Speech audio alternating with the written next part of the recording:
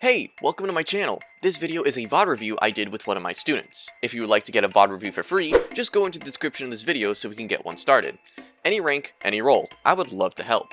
Anyways, if you enjoyed this video, please consider leaving a like and subscribing. Enjoy the show.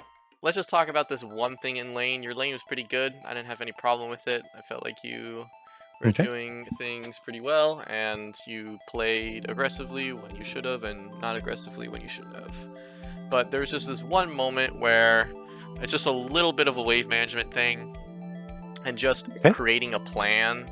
Just try to understand what the Volibear wants to do here. You can see that he's low. He wants to freeze it here. I mean, you can see that he's trying to start a freeze, but this will never freeze on him, or this will never freeze on you. And this will always start pushing into you. Why don't we let him do this for free, you know? And because this is the thing that you do. You actually just start shoving this wave in.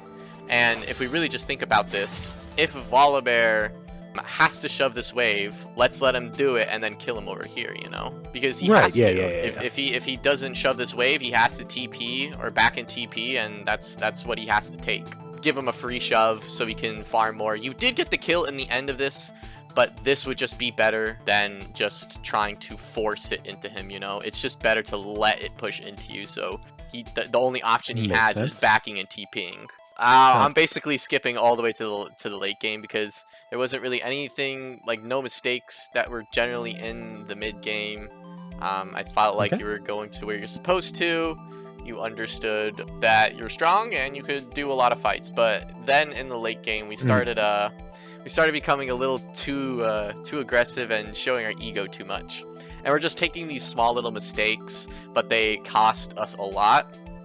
And this is just one little small mistake of giving them this drag right here, and then just realizing like, hey, you're 1v I think 3 here. If you know anything about numbers, bigger number usually wins. So this is just like a free give. There's no reason to fight for this, and this gives them I think a big hefty shutdown. It doesn't show that you have a shutdown now. It's like there's no point in fighting this. Give them a drag. It's only one drag. It's not going to do anything for them. But we're just dying this for free. Right. And we don't even get the drag in the end, and they get over like 500 gold for you, and it's like, it feels terrible.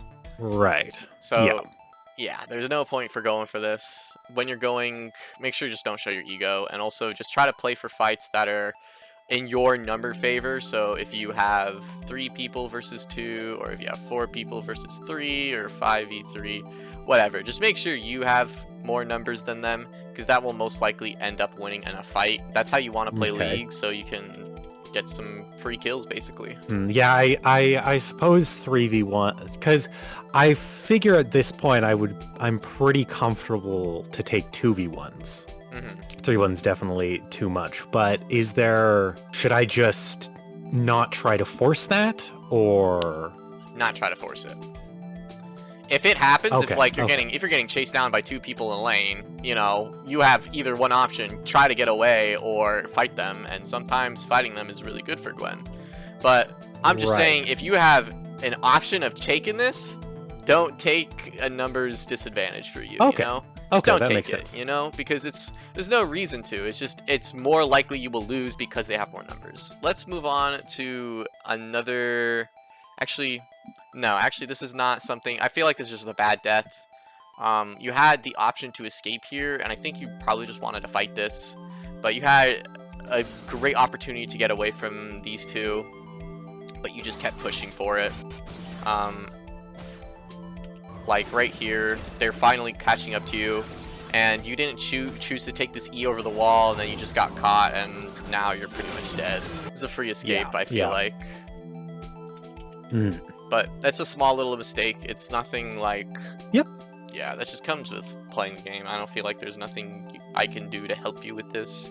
But I'm just trying to show you what happened and make sure you know of it. For at least next time if it does happen. Let's move on to this team fight that you do. And there's just one thing I want you to realize as a Gwen in team fights, and also just in team fights in general, is that they're really dependent on your positioning, and it's really dependent on if your team is there to back you up. So number one problem I have with this is you're becoming the engage here, and you should never be the engager. It should be Galio every time. Or Warwick, either these two, but you should not be engaging. Your whole goal is to pump out numbers after they use their like stuns and spells on like the Warwick and the Galio, so you can start pumping out numbers and taking out their front line. You know, you're the one engaging here, and then you're giving yourself like basically you basically gave none of your team a heads up. Like these guys are not ready. They are not ready for this right now. And also this Misfortune's not ready. The only one that's ready right now is this guy. So just make sure that you keep track of what your teammates are doing to know if people are ready. As you can see, they're not ready at all. And in this like beginning of this fight, we're already fighting a 5v3. You can see that Jinx and Lux are in this bush right now. But you can see how you're actually just fighting a 5v3 at the moment. And Warwick's not here. Galio's not here yet. And in the end, it kind of get us all killed, and we lost the team fight because of it. So just be patient. Make sure you just be patient. Make sure you keep watch of what your teammates are doing. And for the most part, you are never really the engage. You're just about the secondary person that comes in order to pump out a lot of damage on the front line so they can get into the back lane easier. Okay. You can see how you did get 2 kills here, but you guys wiped because you can see how split you are now. Because Galio was not ready. The Warwick finally is here, and then the Galio is over here, and you can see how split you guys are.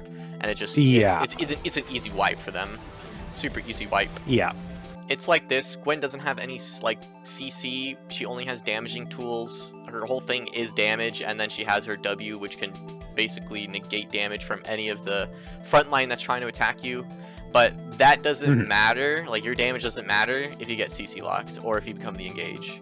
So let's let people that actually have CC, like a Warwick, like the Galio, get a good engage and just be patient with it and just wait for them to go in, because your job is just to pump out numbers. We're going to talk about this next play that you take. I feel like you like rushing things, and it was from this that you did rush this engage. You were early, and you also rushed this fight a little bit.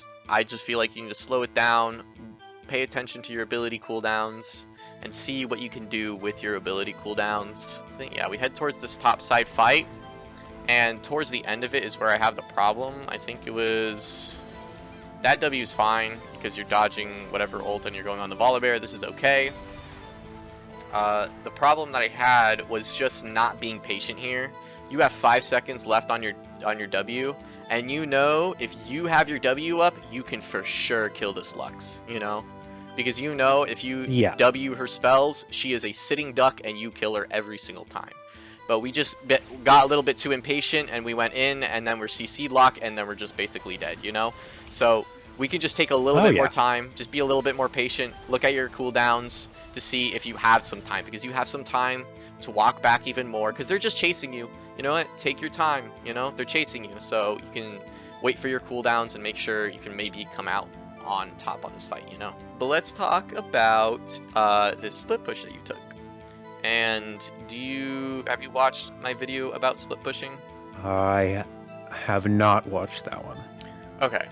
So, split pushing is very strong, but it has a lot of weak sides that make us kind of... it makes it bad if we ever...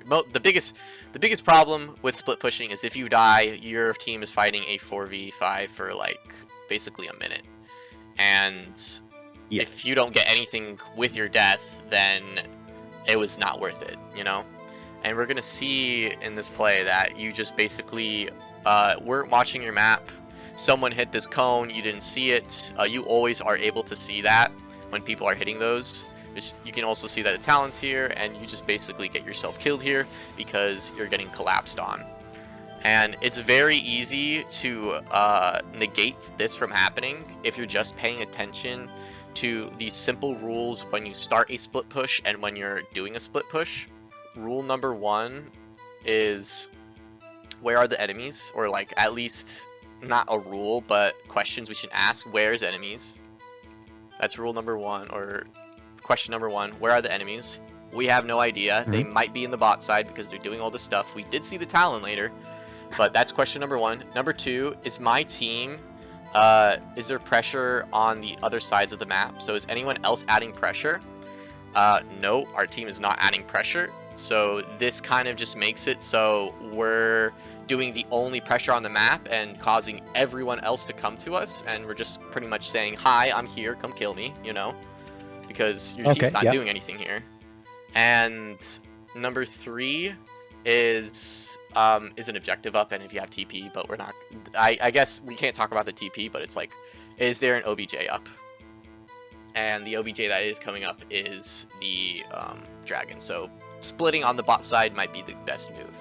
But we need to make sure that these 2 or these 3 rules or these 3 questions are asked every single time when we're doing a split push and when we start a split push. And when we start a split push, it's past that middle mark. And Gwen is really good at split pushing, but just make sure that you keep track of your map, keep track of what your team is doing, if they're doing anything else to help you add pressure, because this alone pressure is just not enough for split pushing. And this is why we get ourselves killed, because we didn't know where the enemy is, and we're the only one adding pressure, and it just feels super sucky, because all the enemies are just collapsing on us. Do you generally always go flash, Ignite? Pretty much. Right. In top lane, yeah. Okay. I would try to learn TP. It's really strong. That just comes with time and using TP, but we can talk about how to use TP correctly and what's really good for TP. But I think it's a really good option for Gwen all the time, because she is a pretty good team fighter and she's a really good split pusher, and TP just makes it 100 times better. But let's just move on to this last... this is the last thing I found in this game, and it's just like all 3 of these deaths that we're looking at, or all 4 of these deaths, happen very quickly. The easily escapable happen in 22 minutes, the early engage happen in 25 minutes, the team fight in the top side happen in 26 minutes, split push happen in 29 minutes, and then this last thing happened in 32 minutes. And you can see how all those deaths are so close to each other, you know? And it's just that constant death, constant being down, which is like probably killing our game more. Yeah. All these like mistakes are very small, but they do have an immense impact. And it's just all about being patient, collect information about where the enemies are, and then do we have numbers advantage, you know? It's really just that simple. But I know it's really hard to learn for a lot of people. But this last one is, I feel like, I don't know what chose you to do this and what made you feel safe of doing this, but I just want you to put this in your mind that your jungle is never safe. Never ever safe. And that is the only reason we just die here. It's like we just walk into our jungler and just basically die for free. Like if your guys are losing and this is happening, don't walk in the jungle alone. Or just don't even walk past your towers if you don't know where the enemies are, honestly. Because there is no reason there is no reason to walk past this turtle unless you guys are able to like get a kill somewhere. Like if you kill this volibear and he's dead, maybe you can make another play, but honestly you guys should be just playing really safe and turtle for the most part. If you don't want to, no, I'm alright. I'll try to put this information to good use